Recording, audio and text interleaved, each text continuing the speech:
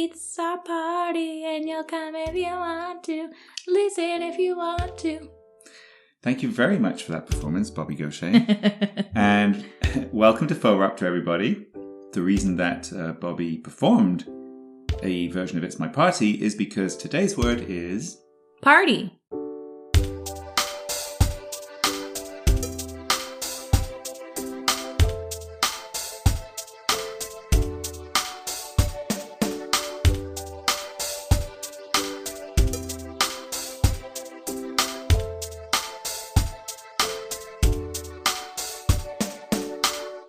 So, what are we partying about and why? Party. I said partying, so that makes it sound like adulting like the previous episode, but the word is party. Yes. Please enlighten me. What is a party? I can't remember why I brought this word up. Uh-huh. So we're going to have to really get into it. Wow. Okay. I think originally I put the word on the list because of the difference between a political party and a party. Oh, yeah. Okay. And how interesting it is that, like, in general, a party is just a group of people. It is. Technically, they're supposed to be there for a good time, not a long time. That is true. But then you look at political parties, and it seems like they've been there for much too long. It seems like the opposite. Yes. They're there for a long time and not a good time. Exactly. So then what's a party? And if I'm not mistaken, the founders of the United States, what are they called? The Founding Fathers, right? Those fuckheads. Oh, well, that's, if you're American, I don't know, you may now be offended, but please keep listening. The Founding Fathers apparently were very concerned about the formation of political parties. That it would ruin the republic. And were they wrong? Maybe not. Is Sam Adams a founding father? I'm not American.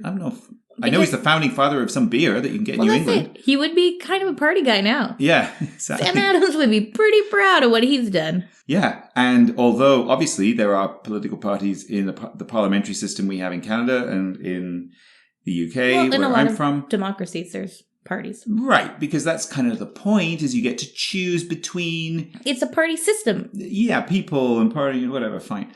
And, if you have a system with proportional representation, then there's usually even more parties that get votes because you know that your vote actually counts, which is what I'm kind of keen on. So in, say, somewhere like Germany, there's a whole bunch of parties that genuinely get votes and get usually, well, no, not usually, I don't know, often into parliament, into their Bundestag, as they call it. And they may have one seat. Yeah, the Bundesliga. The Bundesliga is a different thing, but... Oh, just checking. Yeah. But then it's, like, especially in Canada or the States, once you're in said party, then they get to have a little party of their own and choose who's running the party, i.e. the party captain. Yes, exactly.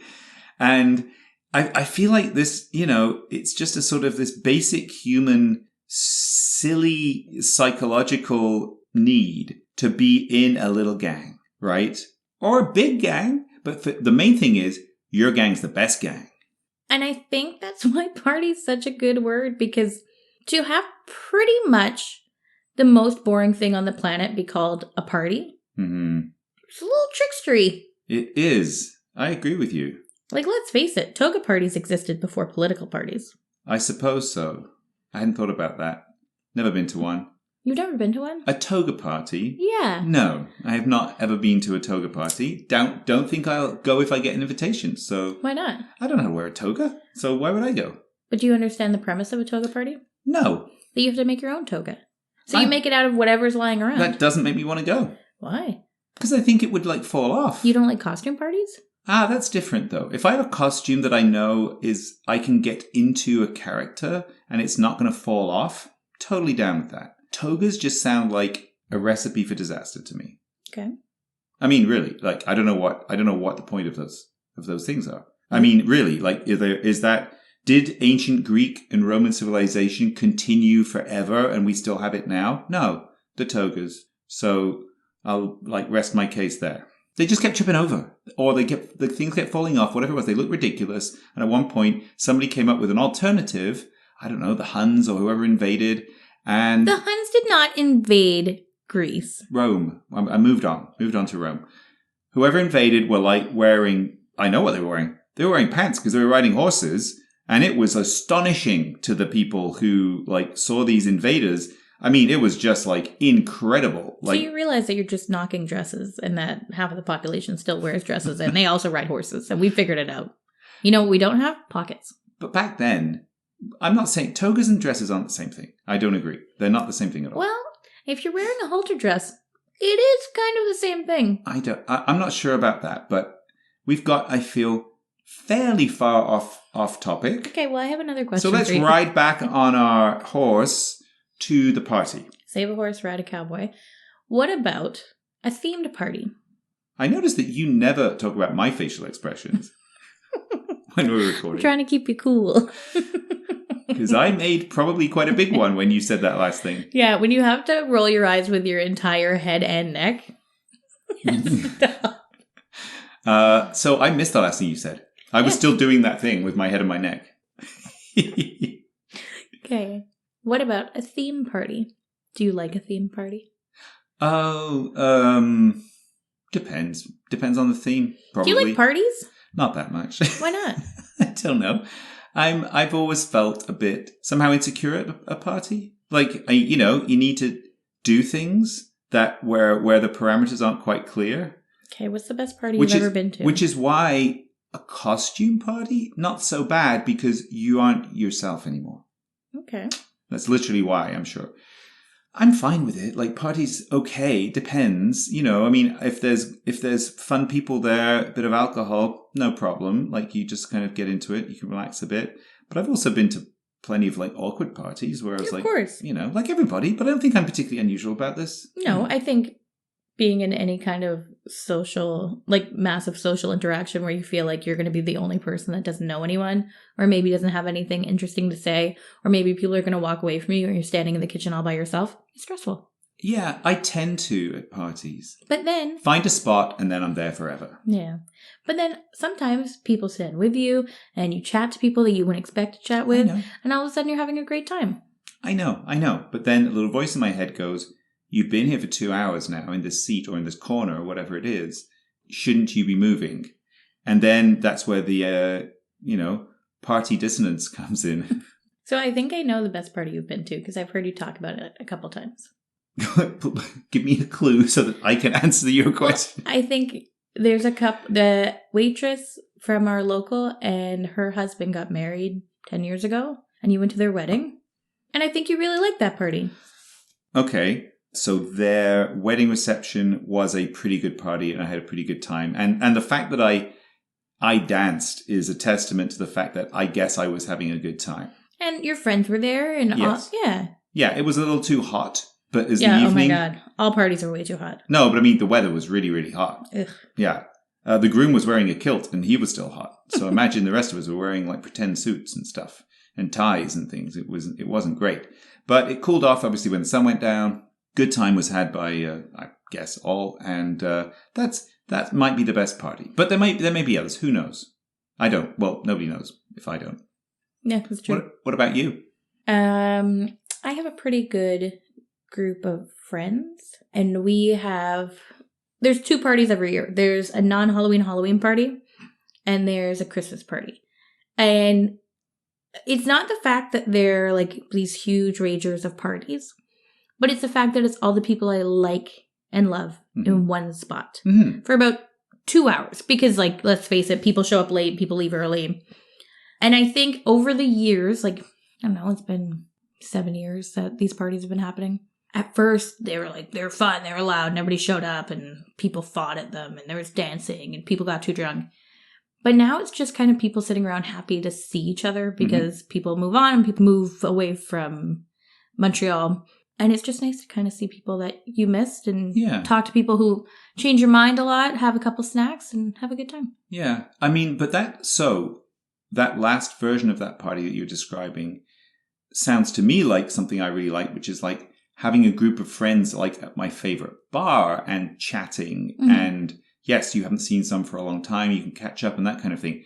But to me, that's what I don't like about parties is if that's my ultimate party, well, it's not a party. So therefore, why not? Because it's just by definition not. It's just a bunch of people going to a bar. So I think we've just proven this with the entire episode because even political parties, they're all so different that you make something a party. Okay, fair enough. We define our own parties. Yes, that, I guess, is true. Like, for instance, if you're going to your favorite local bar and let's say 7 to 12 of your friends are coming for your birthday, would you not call it your birthday party? Yeah, if I'm going to think about it, my birthday when I was, 32 or something like that, it was a situation like that. Loads of people I knew at my favorite bar. I got a little bit too drunk.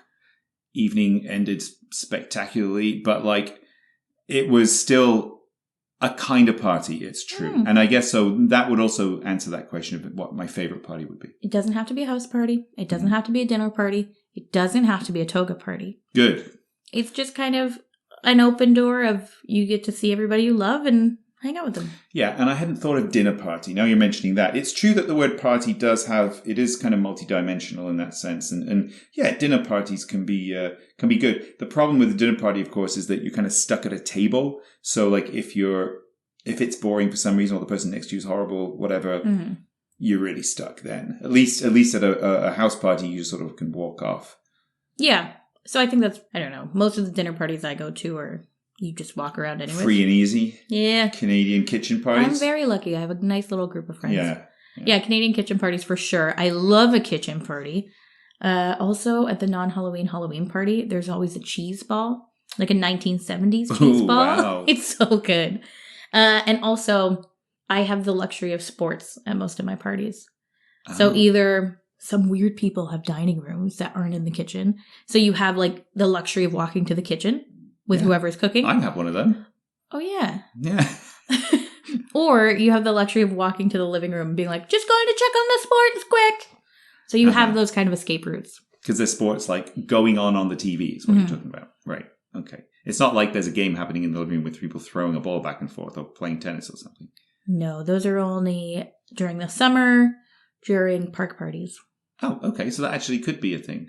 Park parties. Yeah. I know the last park party we had, one of my friends told me how terrible I was at catching because I kept trying to like put my hands through my legs with a baseball mitt. And they're like, you can't catch it that way. And I was like, you'll see. I never did. I feel like you have a lot more different kinds of parties than me. Although maybe I'm just, since I had kids, just don't go to, parties are less a thing. But because if I think about it, maybe I used to go to parties a lot more and maybe there were different kinds. But the way you're talking about it, I'm like, oh yeah, that kind of party. Well, I think you have a very narrow definition of the word party. Until today's episode. Well, I think so because there's multiple times where I think as soon as you're with a group of people where you can't sit down and have a quiet conversation, it's kind of a party. I guess so. So I feel like you've broadened my party mind today. And I know that you've had a couple dinner parties in your time. Yeah. Even this year.